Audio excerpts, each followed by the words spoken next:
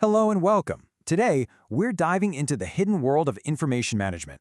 It's really a tale of two crucial, yet often confused roles at its heart, the archivist and the records manager. So think about it. Every single organization, from a massive corporation to your local city hall, faces this one fundamental question every single day. Keep or delete? And you know what? The answer isn't simple. It actually falls to two very specialized custodians of information. They work with different goals, they use different tools, and they have completely different philosophies. One is all about the now, while the other is focused on forever. Let's get to know them. You might be surprised to learn that for most of human history, there really wasn't a clear line between these two jobs. Managing the information you need right now and preserving history for the future, well, they were basically two sides of the same coin. The need to organize stuff so you can find it later is pretty much as old as civilization itself. I mean, our journey here starts way back, around 4000 BC, with people systematically classifying clay tablets in ancient palaces. And for centuries, the basics of keeping records stayed surprisingly consistent. But then, the 19th and 20th centuries came along and just changed everything. The rise of these massive bureaucracies unleashed an absolute flood of paper, creating a crisis that would literally split the profession right in two. And this crisis, well, you can think of it as the Great Information Divide. That paper explosion of the era became the central problem that forced what was once a single practice to break into two completely distinct professions, all because they were trying to solve what seemed like an impossible problem. And that right there is the heart of it. Faced with literal mountains of paper, governments and businesses finally realized they just couldn't keep it all. It wasn't possible. Selection became absolutely necessary. And this need to choose, to decide what to keep and, just as importantly, what to destroy, that is the exact moment that the paths of the archivist and the records manager started to go in two very different directions. So out of this crisis of volume, two totally different philosophies for managing information were born. One philosophy was all about efficiency for the present. The other, it was about enduring value for the future. And that naturally led to two very different missions, each one armed with its own unique toolkit. This quote just nails the fundamental tension between the two. Records management basically came about as a defensive strategy. It was a way to cut costs and reduce risk by systematically getting rid of what was no longer needed. Archival management, though, it held on to its original purpose, to find and preserve records that have permanent value, no matter how much trouble or expense it took. Okay, this table really lays out their two different worlds. So on one side, you have the records manager. They're focused on efficiency and helping out internal staff, with a philosophy of destroying records as soon as it's legally possible. But on the other side, you've got the archivist. They're focused on preserving our heritage for the public, guided by a philosophy of permanent preservation. They use core principles like provenance, which just means keeping records from the same source together, and original order, to make sure a record's context and integrity are protected.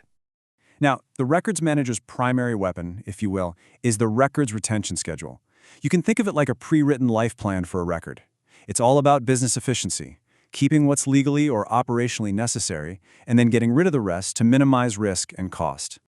The archivist, on the other hand, uses something called a finding aid. This isn't about a record's death sentence. Nope, it's about its eternal life. A finding aid is basically a map for future researchers. It describes the history, the content, and the context of a collection, so that generations from now, someone can find a record and understand exactly what it is and why it matters. So for decades, these two professions pretty much operated in their own separate lanes. But then, the digital age arrived. And it was a force so disruptive that it began to erase that clear-cut division and, honestly, force a professional reunion. See, the old way of thinking was based on physical paper. You'd create a document, you'd use it, you'd file it, and eventually you'd box it up and ship it off to storage. But digital information just doesn't work that way, does it? A single digital file can be active in multiple systems at the same time, constantly being reused and revised. It just doesn't follow that simple, straight-line path. The best way to understand this change is by looking at the shift from the traditional life cycle model, that straight line from birth to death, to the continuum model. The continuum model recognizes that a digital record can be both an active business tool and a piece of organizational memory all at the same time. And this idea has a huge implication. It means that archival concerns about long-term value can't wait until the end anymore. They have to be built in from the very beginning.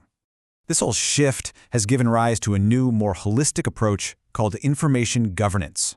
It's really an umbrella concept that brings everyone to the table. Records managers, archivists, IT security, the legal teams, everybody. It's a recognition that in our data-driven world, you just can't manage information in separate silos anymore.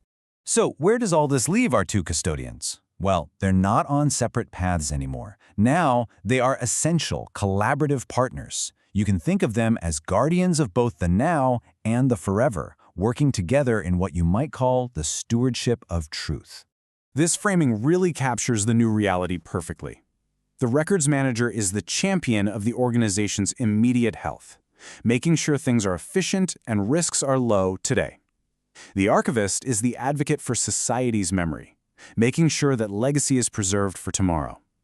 In the digital age, you need both to survive and to be remembered. In this digital world, their missions have really converged. They now have to work together to make sure records can't be tampered with, that new software is designed with preservation in mind, and, this is a big one, that a file created today can still be opened 50 years from now. They become partners in the fight against digital decay, ensuring we have long-term access to our information.